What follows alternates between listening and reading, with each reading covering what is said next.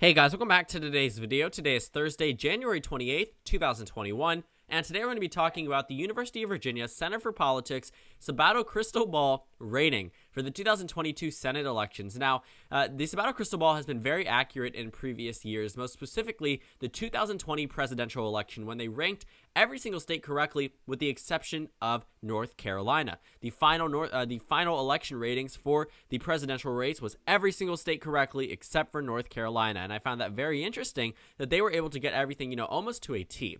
Having a 50 out of 51 success rate, I would trust this Sabato Crystal Ball, and I do trust them for their upcoming 2022 Senate election ratings. So far, what we've seen is that this map actually has favored the Democrats a little bit more than what we would normally expect. There's a little bit more blown up version of this image that we can see right here, where you can see the Democrats are expected to retain the majority at an initial glance.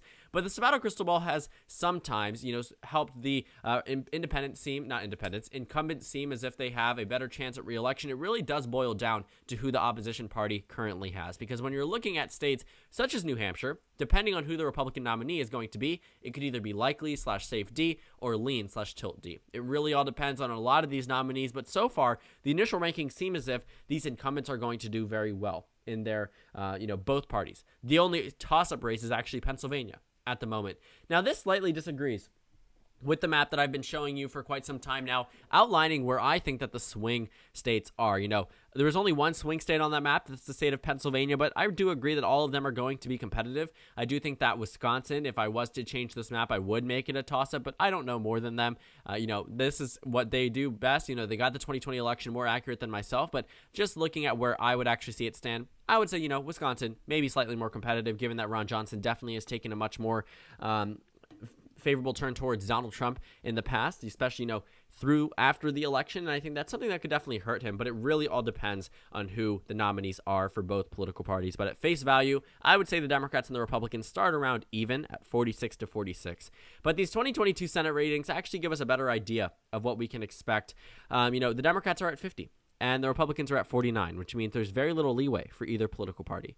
You see, if the Republicans outperform what this map actually expects, the way they did on the presidential level, they could win back control of the Senate with 51 seats. But that's counting on them carrying Pennsylvania. You see, this Senate map has been a little bit trickier for Republicans because if you're looking at the 2016 map, the Republicans actually had control of more Senate races than they do right now.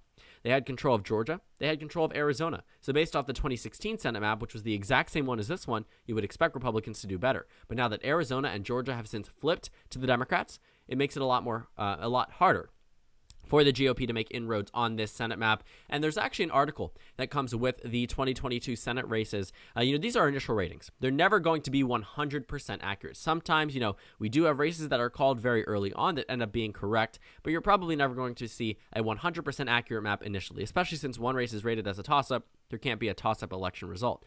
But looking at the 2022 Senate map, I don't think many of these things are going to change.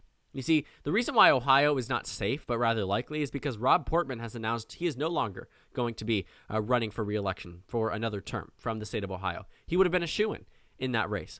Chuck Grassley could possibly announce that he's retiring. It seems as if he's going to run, but if he does, well, maybe it could knock down to being likely. But Iowa and Ohio initially started out as safe by many rankings, not Sabato Crystal Ball. This is their first time releasing 2022 Senate election ratings. But I will say, because Rob Portman now is out, it makes it slightly more competitive in Ohio, and the same thing could happen in Iowa with Chuck Grassley. So we can actually read this through. There are key points from the article. Let's talk about this. And they say Republicans will be defending more Senate seats than Democrats in 2022, but both sides have some potential pickup opportunities, though a large gain for either party seems unlikely. Now, I don't have the 2008 map up, but when I tell you that, if you're looking at the results from the 2016 election and you apply them to the 2018 Senate map, if Republicans were performing as well, they would have had a 60-40 seat majority in the United States Senate. Republicans would have won 60 seats in the U.S. Senate had they, performed just as well as they did in the previous presidential election just 2 years prior to 2018. So Democrats didn't exactly have a super stellar performance in 2018, but they definitely defended territory. That's what Republicans and Democrats need to do now because, Republicans are expecting this to be a Republican wave year, but given the amount of states that are considered swing states so far, a super significant gain for either party doesn't necessarily seem too likely. I mean, you're looking at very partisan states that Democrats have had a very strong history in, even in some Republican wave midterms, which makes it a little bit more difficult for Republicans to win in Nevada, to win in New Hampshire, states that are traditionally Democratic, that could be, Republican states if they have the right energy, but it all comes down to the type of energy that we see in 2022. So let's go ahead and keep moving forward. They mentioned Senator Rob Portman. It makes sense that this race is still likely for the Republican Party, though. They have had, the Republicans have had a pretty strong history here, most recently, after Donald Trump. So it comes down to the candidates, but so far, I would say Republicans, of course, in the advantage. Democrats' clearest path to gaining seats runs primarily through the Rust Belt, as Pennsylvania and Wisconsin seem to be their top offensive races, though they might finally get lucky in North Carolina. We rate 4 states, Arizona, Georgia, Nevada, and New Hampshire, as lean Democratic, and these seems to be the most obvious GOP targets. There will likely be more retirements this cycle, but they probably won't change the fundamental picture. So looking at this Senate map, what we see is that, Democrats have opportunities through the Rust Belt. If they hold all of the seats that they currently have right now, this puts them at 50. But if they pick up Wisconsin and Pennsylvania and get lucky in North Carolina, we could be in for a Democratic 53 to 47 majority. But let's say Republicans retain their seats in North Carolina, Pennsylvania, and Wisconsin, and they run Chris Sununu in New Hampshire. Now they already have the majority with just picking up 1 seat. Let's say Doug Collins runs in Georgia, and the Republicans run it up there. Let's say someone returns in Arizona, not Martha McSally, but another notable name, maybe Doug Ducey, someone else. He doesn't necessarily have as good of a chance here. I think he has a better chance at the general than he does the primary election. But let's say, for instance, that happens. Republicans, in the best case, would likely get 54 seats.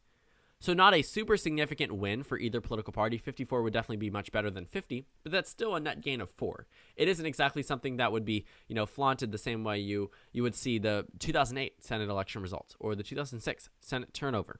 I think that Democrats really are counting on victories in the Rust Belt, counting on victories in, holding on to Georgia, holding on to New Hampshire, holding on to Nevada, holding on to Arizona to carry them through 2022, to allow them to build up a defense to the Republican Party, which could potentially be a red wave year.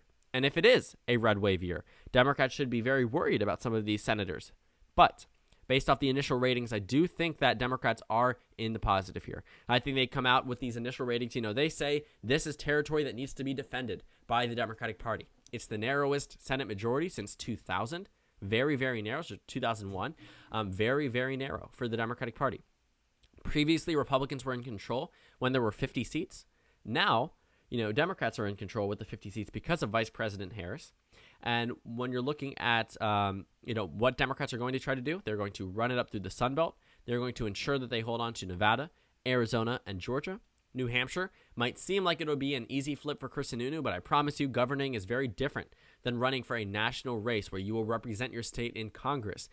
There are very few senators that come from, previous governor positions that are in opposition states. I think Joe Manchin currently is the only one where we see a former governor from an opposition party, winning a Senate race there.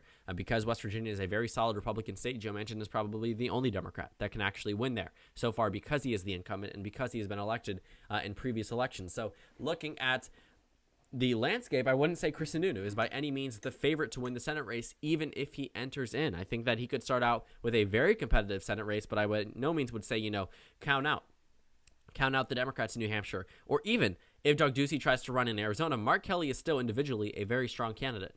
He's a very strong candidate. I think that a lot of these senators are going to have a pretty easy pathway to re-election if they can just hold on to the Biden administration, if they can just hold on to the current popularity, which obviously will fluctuate. We will see Joe Biden end up being disapproved of at some point in time, but for right now, he has a high approval rating, and it looks as if, through the end of next year, we will see the complete eradication, hopefully, of COVID-19, hopefully the complete eradication of the virus, or at least herd immunity by the time we reach the it probably will happen way before the midterm elections, but hopefully by the end of this year, we reach, hundreds of millions of vaccines distributed and given to people.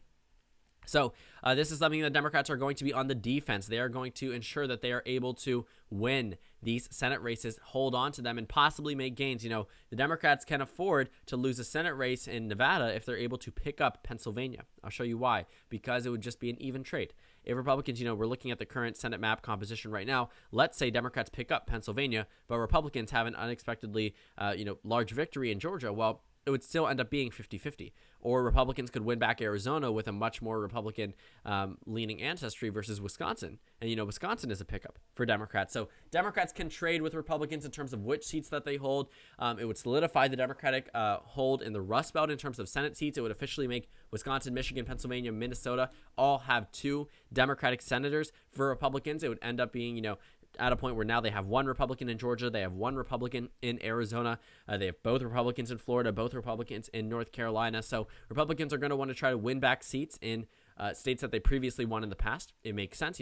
They want to win here because they had done so before, and Democrats are going to try to do the exact same thing. So overall, these Senate ratings pretty much conclude with the same exact thing that we always have known. The Senate races are going to be exceptionally close, but, the Democrats start out with the advantage, according to the Sabato crystal ball, which just so happened to be the most accurate rating in the 2020 election. So thank you guys so much for watching this video. Make sure to comment down suggestions below. Subscribe on the left if you haven't already, and check out the Instagram and Twitter. At the bottom left of the screen, there's also a Discord server for you to go ahead and join. On the screen, there's a video you can watch and then a playlist for my post-2020 election videos. Again, thank you guys so much for watching, and I will see you all later today.